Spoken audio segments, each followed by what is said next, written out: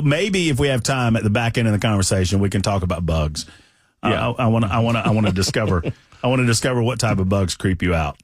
All of them. All of you. Anything on 4 legs that's not a dog creeps me out. Do you have a dog? Or 8 legs. No, Yeah. I don't. That's too much responsibility. Come on, Jason. Gotta go get you a shelter dog. Don't dogs draw bugs too? They go outside, bugs hop on them. Next thing you know, they're in your house. I guess they are bug adjacent. Yes, at very least. I want to do obviously Fearless is going so well. I mean, congratulations on all of that. I mean, I don't need to congratulate you. You know how well it's going, but people absolutely love this podcast. I hope they are. I hope they're getting the message. I hope that they're along for the long journey, and I hope that it's not that I hope, but I hope that people. I'm going to keep using hope. Hope people recognize what it is we're trying to do with the podcast, with what I call the Fearless Movement and the Fearless Army. We're losing the culture because men are afraid to stand up and defend themselves, defend American values, defend biblical values. And so we're getting slaughtered in the culture war. And more degeneracy, immorality, more and more political correctness. And I know that, hey, look, on November 5th, the right person won the presidency, and we're pushing back a little bit, but we're not pushing back nearly enough. And, we, as men, we have to deal with the consequences of speaking our mind, defending the patriarchy, defending male leadership, defending biblical principles. Marriage is a biblical principle. Male leadership is a biblical principle.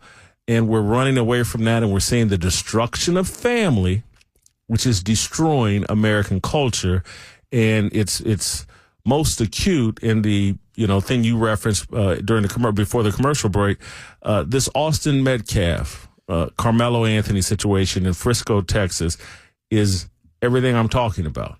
That there is a culture that has arisen out of the matriarchy and out of the destroyed family, and it's called hip-hop culture, and it's called black culture, and it teaches young people and all black people that if you sense any disrespect from anybody, you are to respond aggressively and potentially violently. And we see this play out in inner cities and in black communities constantly, this whole diss culture, and I can't be disrespected. And if anybody remotely disrespects me, I can turn violent. Now it just spun out into the suburbs, and it cost Austin Metcalf his life. And people want to dance around this because, I don't want to be called racist. And I don't want, someone on my job, the woman that they have manage me on my job, thinking that I'm not sympathetic and empathetic to everything that has gone on to black Americans. We have to be bold enough to say, hey, I get what happened. Everybody's got a history. Every ethnic group has a history. But we also have some biblical truths that we have to live up to and defend, and a culture that has normalized baby mama culture, the matriarchy, that has normalized a level of violence that's unhealthy, has to be spoken against regardless of the ramifications. Do you, with regard to the Anthony Metcalf deal, I mean, are you comfortable with the narrative that we have about what happened? It seems like, and what I mean by this is I see a pushback now where there's this suggestion that this was in self-defense. This isn't washed for me because this man went into another group's space and intentionally, I believe, escalated a situation and then obviously brought the knife on his person. It's pretty clear what happened. It's really crystal clear. And what they've done, they have moved the conversation. They've turned it into, well, he was bullied. And I'm like, hold on. Where's the evidence of that? Where's the facts of that? Right. They don't exist. Now, I get that people have run to social media and posted things that are untrue, flat out lies, manipulations of the truth. And I think this stuff is bought and paid for, that, you hire the right defense attorney, they hire the right internet influencers or algorithms and put them to work.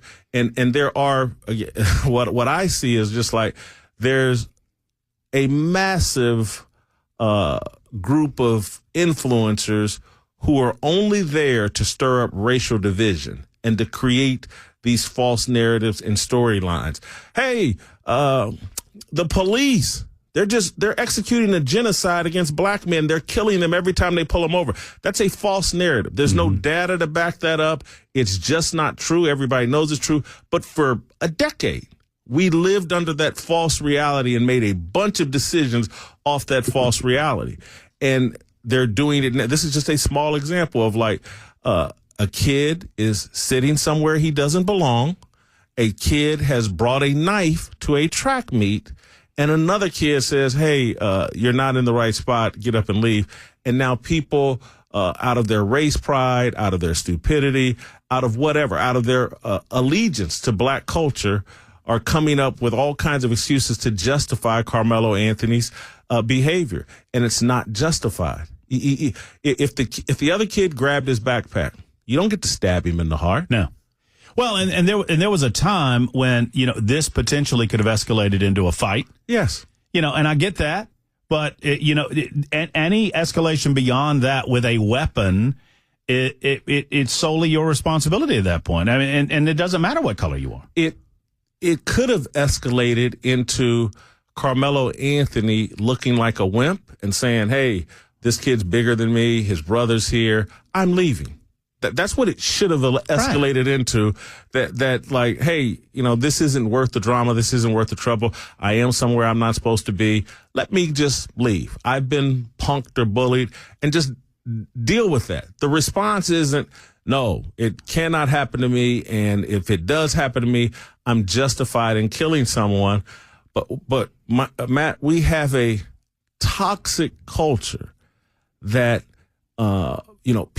black people are afraid to speak against it. White people are certainly afraid to speak against it. And it's undermining America and American values. And this isn't a demonization of black people. I am black. But there have been, throughout the history of the world, there have been people that adopt pagan cultures and toxic demonic cultures. There's a full history of that. Read the Bible. Just read history. And you have to speak out against these cultures and point out to people you're buying into a demonic culture that is costing your kids their life, because it's just, Austin Metcalf is dead, and his dad clearly believes his son is sitting with Jesus. Carmelo Anthony will be sitting in a jail cell for the foreseeable future. His life has been ruined. But we see black kids killed in inner cities every weekend over the exact same thing that took Austin Metcalf's life, and no one wants to speak against it. Like, where does it come from? You were talking about, like if you state a statistic that, hey, 7% of America's population is committing 50% of the murders. That's a fact. And we should have a discussion about why is that happening? And how we can stop it. Yes. And then so that conversation is going to lead us to like, well, this community, 75, 80% of their kids are growing up in broken homes. And there are consequences for that. Period. End of story. You have to, the family unit is the strongest weapon in the fight for holiness, in the fight against immorality, in the fight to tamp down violence. And that has been completely destroyed in the black community, and it has to be corrected. I mean, your fight in favor of the authoritarian male role model within the home strikes, I mean, it's in my heart. I mean, my father left when I was 5 years old, and my mother had brain cancer. My father said it was too much for him, and so he left. If it were not for my grandfather, I have no idea where I'd be. But my grandfather walked into, and became a central figure, the central figure in my life. And from the age of 5 until I was a grown man, he was not a buddy. He was not a friend. He was the authority figure in my life. And he set those boundaries and set those expectations and helped me understand what life was going to expect of me. And without him, I don't know what happens, Jason. And we have, millions of young people growing up with no pa in their life and no father figure in their life. And I'm afraid of what happens. I think we're watching what happens when they become adults. And Matt, the other shoe is, and Jesus Christ not in their life. Well, that's exactly right. You need a heavenly father. Exactly right. You need an earthly father. You need an earthly grandfather. And you can't, and this is what's going on in too many black homes. The mother is the authority figure, and she's placed on a pedestal, and she's worshiped. And she's worshiped for the rest of her life and for the rest of that kid's life. It's inappropriate. There are consequences to that. Women are developing, discipling these young men to give in to their emotions at every turn. And just a real man who knows his heavenly father, his earthly father, and his earthly grandfather, he doesn't care what some random person that he doesn't know says about him. Mm-hmm. He knows exactly who he is because he knows all of his fathers. When you don't, it now matters immensely what other people think about you, and you get triggered by that. And the culture tells you when you get triggered, let your emotions run wild, make sure that person knows to never trigger you again. And it's a weakness. It's just, and people don't like it when I say it, but it's just feminine energy. And so, the whole concept, I'm mad I got to go here because it's natural, but the whole concept, what I'm doing with Fearless and with Roll Call is I'm trying to help men understand how to be men, how to be bold, how to stand up for your beliefs in a culture that penalizes men for being men and for standing up for male leadership and male authority. And we're just trying to reach men and say, it's okay. And particularly those men, I'm just saying, this is just the truth, particularly those men with a faith in Jesus Christ. I don't want you backpedaling and being ashamed of the values taught to you in the Bible. And don't let anyone convince you the values taught in the Bible, they're racist. No, they're not. They're biblical. They're the key to solving the problems we have here in America. Jason Whitlock, he is host of the Fearless podcast. You need to find that. He is also the organizer, the host, the grand poobah of Roll Call 3.0. And by the way, before I forget about it, because it's a pretty good line, one of our listeners, Jason, Yes. said that you should change the name of your podcast to Fearless Except for Bugs. That is true. And snakes. Look, I make it a point in my life that if you are a believer in the evolutionary cycle, I do my part on evolution.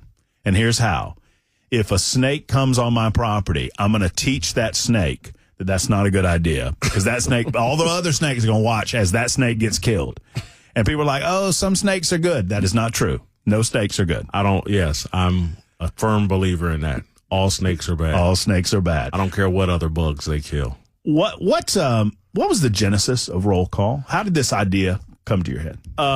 In 2020, when I fled Los Angeles because of COVID and because of the George Floyd riots, I just, and other things and going on in my personal life, that I needed to get away, and I needed to get to an area of the country where I could be me and where people weren't uncomfortable with who I was. And so, Nashville, there was a business opportunity with Clay Travis, initially with Outkick. And so Nashville was just very appealing to me.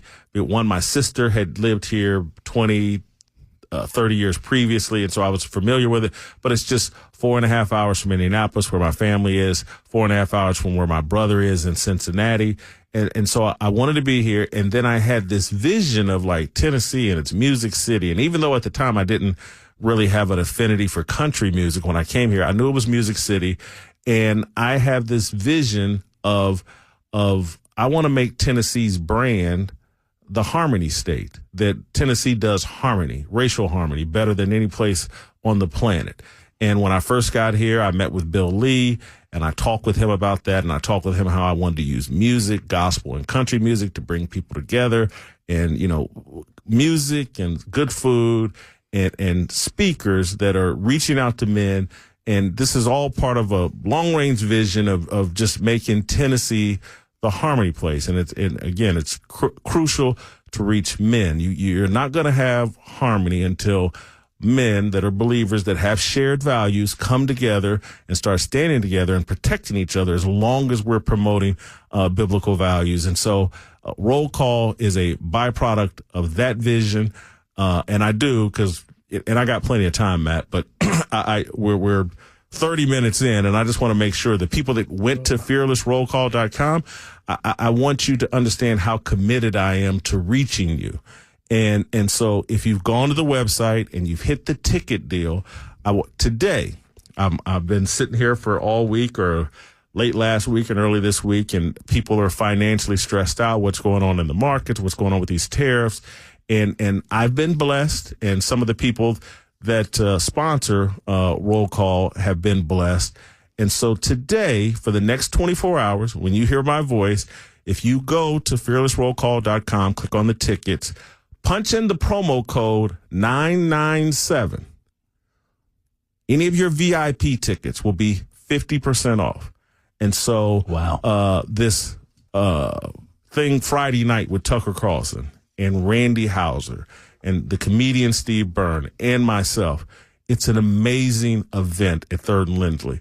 It's a pretty intimate. I mean, it's enough seats, but it's a little more of an intimate deal. Very right? intimate. Yeah. I want you all there. I don't want you to miss the conversation that Tucker and I are going to have. The kind of bold, honest conversation that Matt and I are having about race and where we are in America and what white and black men that are believers, what we have to do and what we have to promote. Tucker Carlson and I are going to have an amazing conversation about that. Randy Houser is going to do some singing, and Randy Houser is an amazing singer. And Steve Byrne, if you've never heard him, he's a hilarious comedian. This is a great opportunity for take your wife, take your girlfriend, take whomever you think is important and wants to have a great Friday night with myself, Tucker Carlson, Randy Houser, and Steve Byrne. Promo code 997. You know what radio station you're listening to. 99.7, that's your promo code. Don't take the point out of it, or take the point out of it. But go to fearlessrollcall.com.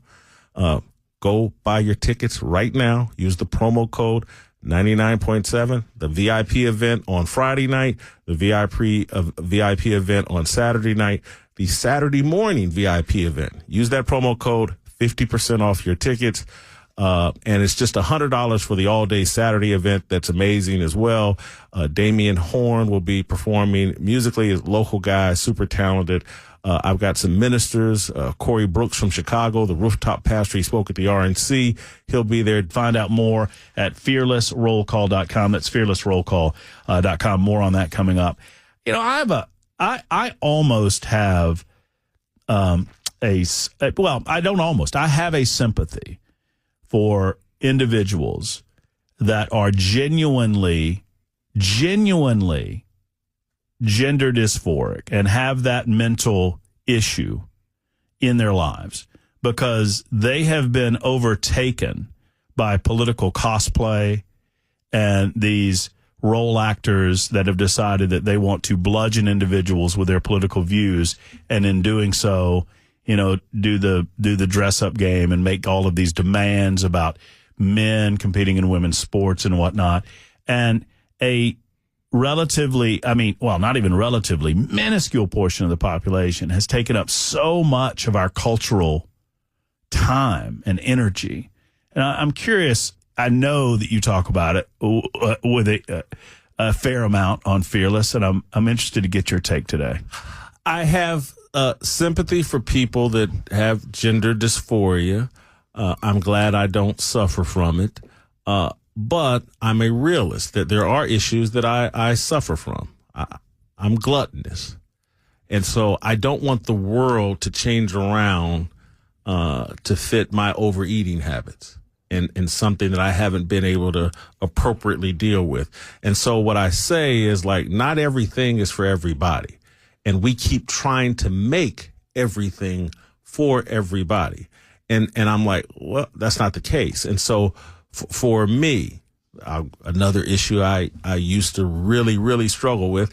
Now it's less of a struggle, but it's still a struggle, is like, very sexually lustful and used to be very promiscuous. But I was wise enough to know, like, okay, if you're not going to live a monogamous lifestyle, marriage isn't for you. And so if you want to have multiple sex partners and you want to just come and go as you please and you want to hang out in strip clubs, that, you're going to have to sacrifice marriage. And so where we've gone in this country is we've tried to make everything for everybody. And so it's just like gay men or gay women. Okay, that's your issue or that's your desire.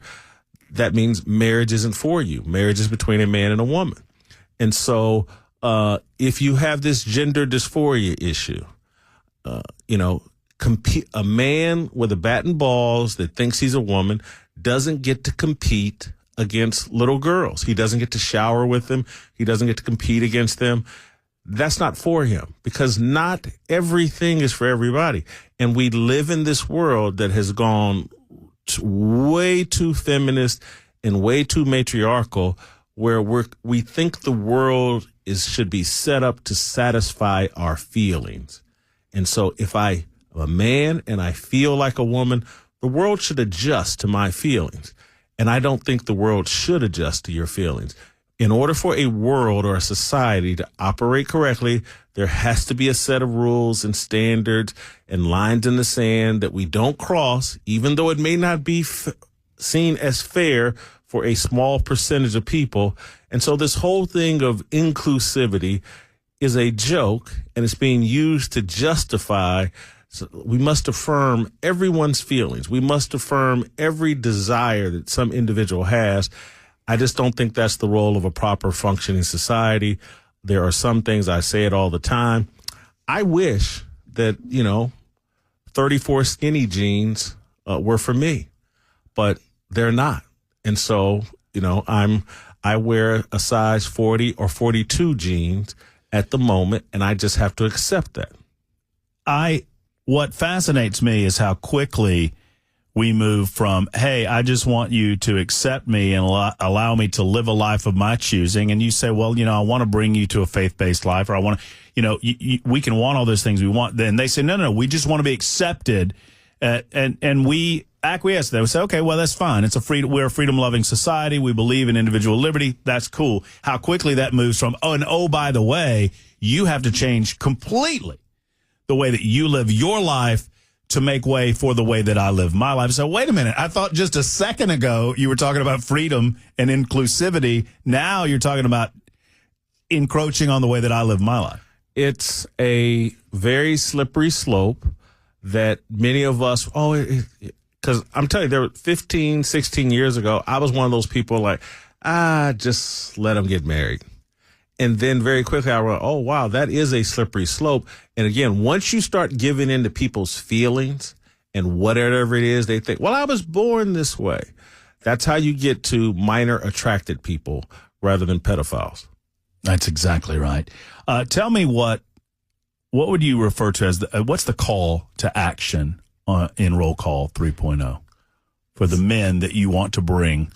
For men to quit apologizing for being men. That we're in a mind game, an information war, a propaganda war, where men have been convinced, and I want all you men to think about it, because you've been convinced, oh man, 150 years ago, men were so unfair to women. We owe them. Oh, did you watch Mad Men? Look how bad Don Draper and Roger Sterling acted. We owe women. We treated them so horribly. It's not true. I'm not saying that there weren't work environments like Mad Men. I'm not saying that there were no examples of men abusing their authority and power. But if you look back at the customs that were established, let's say in 1820, as it relates to work, and so I said this to Chris Hand the other day. You know why they call it spring cleaning? Why do they call it spring cleaning? Because it used to take all spring to clean your house. There was no vacuum cleaner. There was no Windex. There was no dishwasher. Right. It actually took all spring to clean your house. And so that was a full-time job that somebody had to do. And there weren't women saying, you know what, baby, I want you to stay at home. I'll go out and hunt. I'll go out and do all the farming. I'll go out and fight the Indians. I'll go. There were women saying, nah, I'm going to clean this house. It's going to take me all spring. You keep going out there hunting and fishing and farming and doing all that. That's where the work customs came from.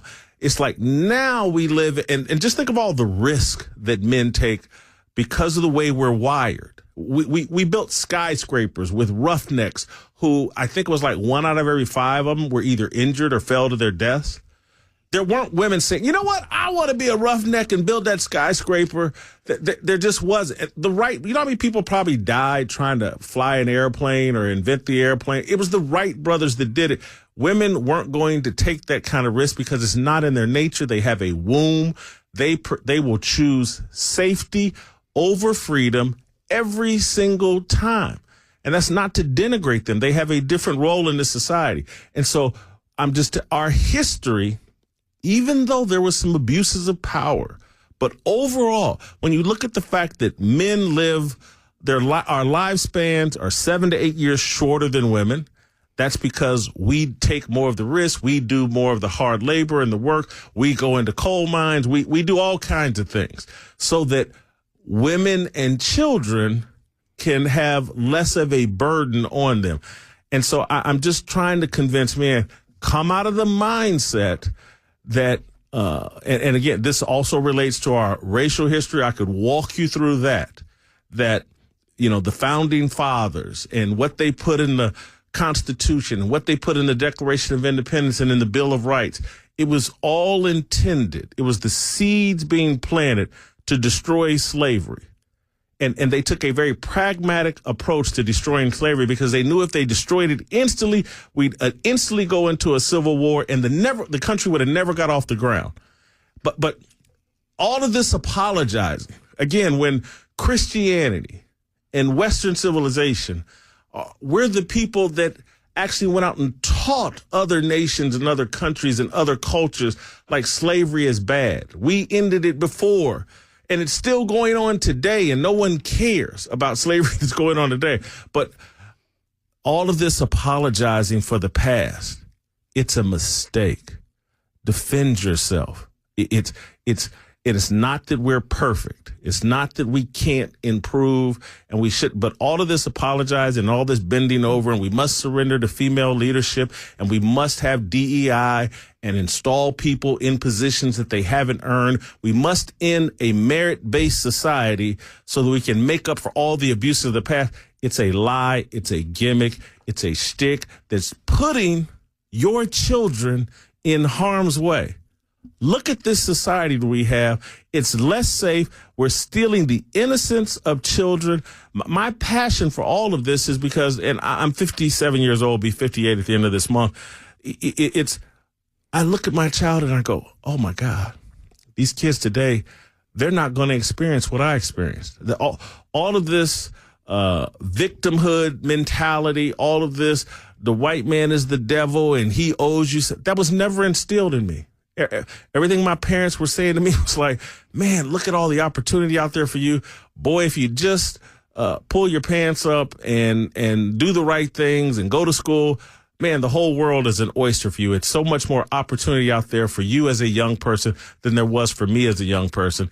And now we're telling kids just the opposite. We're crippling them mentally. And then when you think about, the way school systems are sexualizing our kids, the way television is sexualizing young people and kids and making them make sexual decisions and think about sex long before their brains have developed enough to even think about it and to really understand it. And kids feel pressure that this incel term that they've come out with, involuntary celibacy, and young kids are trying to avoid that. And that's why they're having sex earlier and earlier and earlier and with whomever boy or girl, that will have sex with them, because the last thing you want to be called is an incel. You don't want to be called an involuntary celibate person. We're destroying kids, and I want men to stand up and stop it. Just a little taste of Friday night, May 2nd, Saturday, May 3rd, Roll Call 3.0. Now, Friday night is going to be at 3rd and Lindsley, a conversation with Jason and Tucker Carlson, country music from Randy Houser, comedy from Steve Byrne.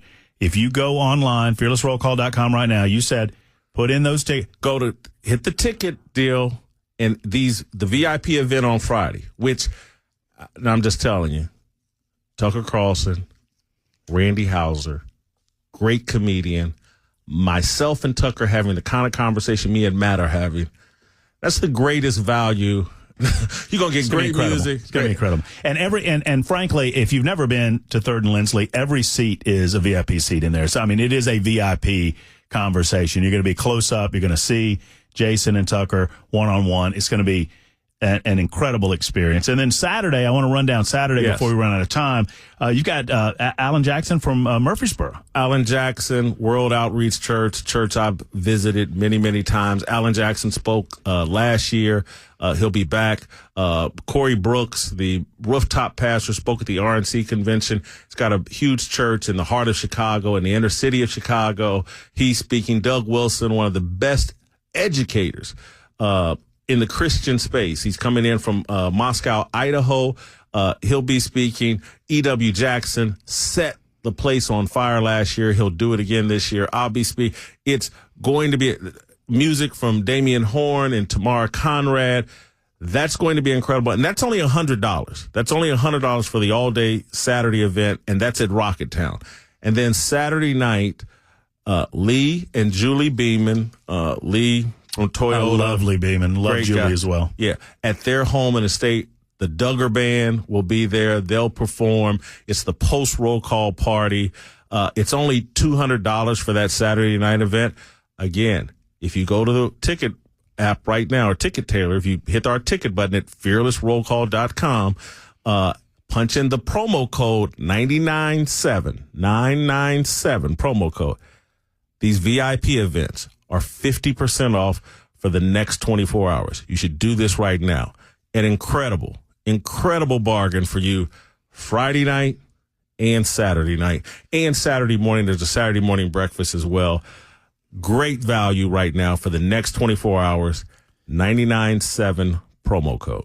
Find out more at fearlessrollcall.com, fearlessrollcall.com. A weekend, really a celebration, a coming together of like-minded people talking about faith and fellowship and a conversation about the role of men in American society.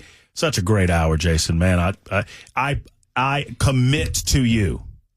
2028, I'll be back. You will be back by 2028. I commit that to you. Butter, write that. Could you put that in my calendar, Butter? Yeah, just go ahead and throw the 2028 in there. Yeah. And I commit. Bring me in here on a walker. I'm gonna be there all weekend, bugging you all weekend at Roll Call. Awesome. 3.0, and I will bring no bugs. Awesome. There will be no bugs with. Tell your friends. Tell your wife. Tell your wife's friends. Everybody, come hang out with me, Tucker, Randy Houser, Alan Jackson. It's going to be amazing. Get your spirits uplifted, and I'm going to give you the strategy and the encouragement you need to be a man. And by the way, y'all need to go ahead and do this now, not only to take advantage of the offer code 997, but also this event's going to sell out. So you want to go ahead and get these tickets now. Don't wait until the end of the month because you don't know or whatever. Go ahead and go to fearlessrollcall.com. Jason, thank you. Thank you, Matt.